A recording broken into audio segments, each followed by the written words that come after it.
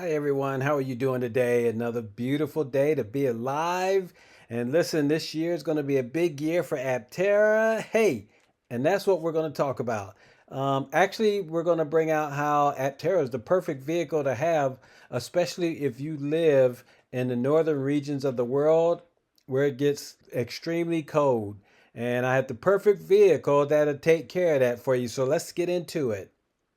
I'm really trying to get reason right. Let's take our time and choose whether we green or yellow, whether we deep or shallow. Please me now, 'cause we're about to lose. Whether we buy or hello, whether we stay or jello. All right, everyone, welcome back to my channel. It's good to have you here. Yes, we're going to be talking about the perfect vehicle for if you live in cold climate. And this vehicle is actually none other than Aptera, the 1,000-mile range vehicle. I just want to show you something. You remember when this happened? And we're going to explain why it happened.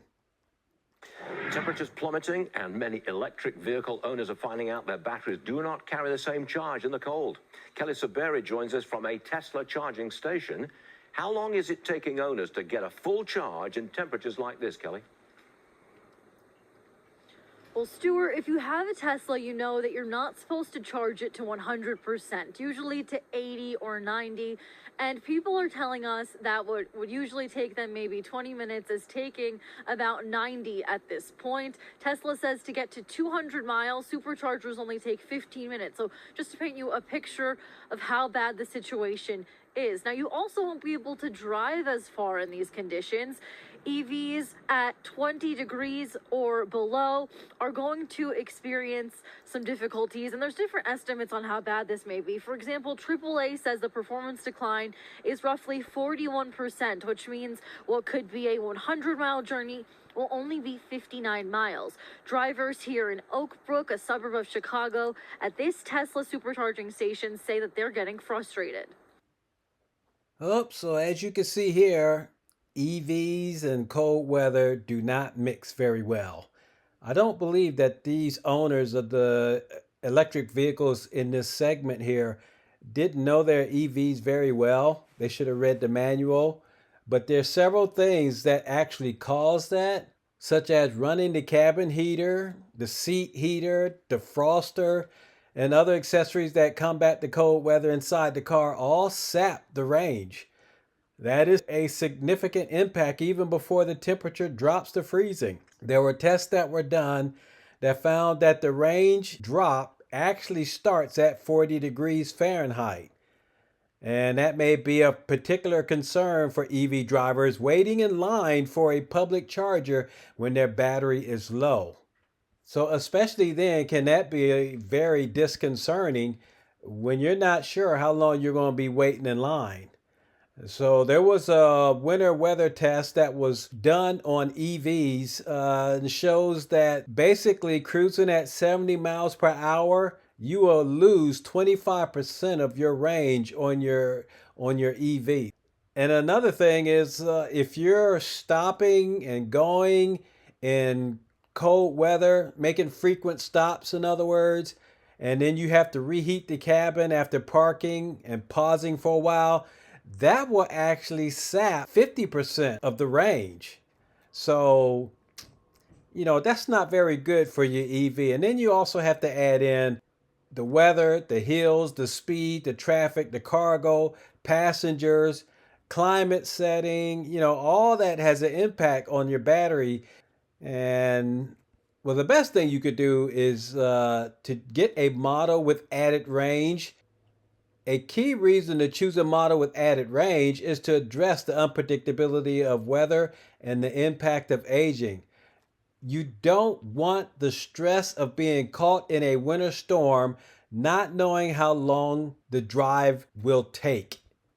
And that's very important. I mean, if you get trapped in a ice storm and you're heading up to a charging station and your battery's about to die, you're going to be in really bad shape because all that saps energy from your battery. And if there's people that's already at the charging station and it's taking longer than normal, as was brought out in that segment, then you may run out of juice before you even get to the charger.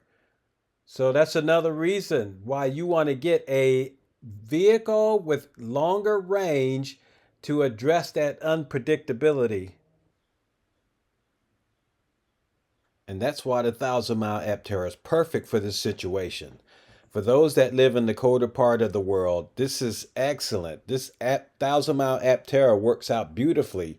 And if you're going to apply the 20-80 rule, and that's where you're going to charge your batteries up to 80% and let them discharge down to 20% so that your battery pack can last a much longer time in storing energy, then that even becomes better for having that 1,000 mile Aptera.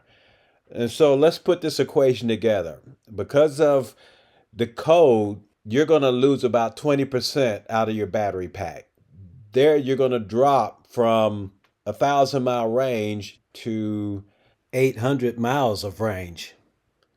And then if you do the 20-40 rule, that's another 200 and another 200 miles. So you're looking at about 600 miles that you're losing to make sure that your battery stays healthy.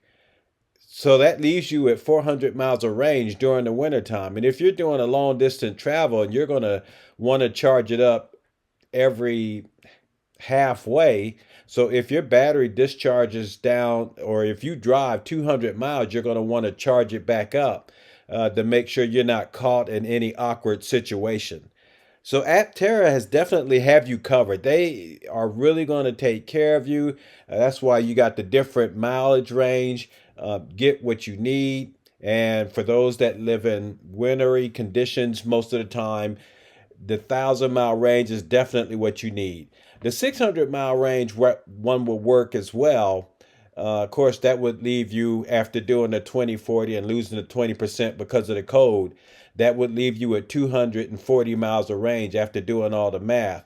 And if you just drive halfway, you're only going to be able to drive 120 miles before you charge it back up, even though you'll still have 120 miles left in the battery pack. But just to be on the safe side, it would be good to do that.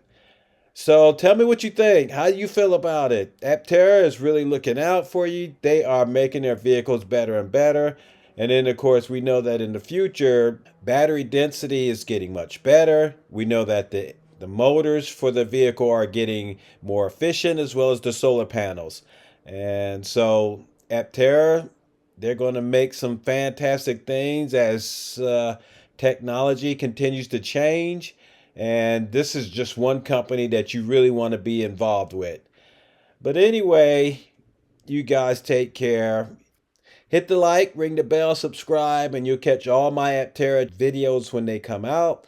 And of course, this is a company, once again, I said you might want to invest in. So I'm not a financial advisor. So at least take a look at the company with your financial advisor. See if that's something that you want to do.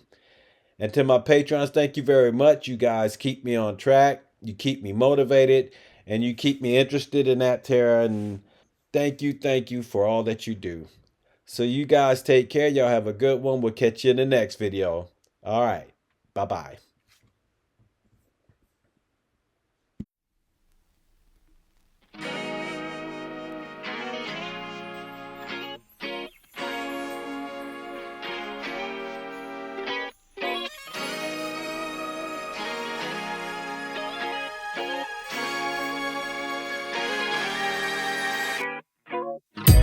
Somewhere on the scene, it got a little longer, so it seems. I burned out, so to speak. Now come a little closer. I feel a little light in the light track. I felt a bit of bad, but I came back. There's still a little light in the light crack. Still a bit of good, so good. And I know just what to say. And I know just what to do.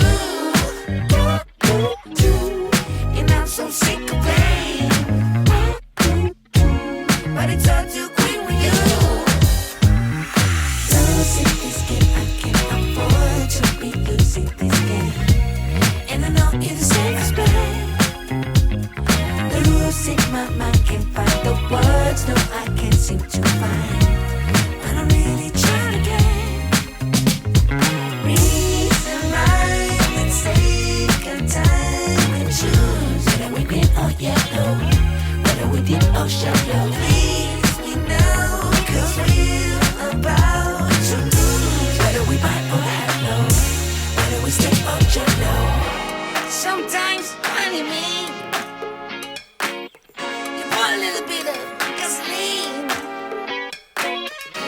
and burned out, so to speak.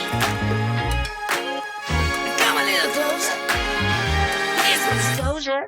Do you mind to quit your pretending?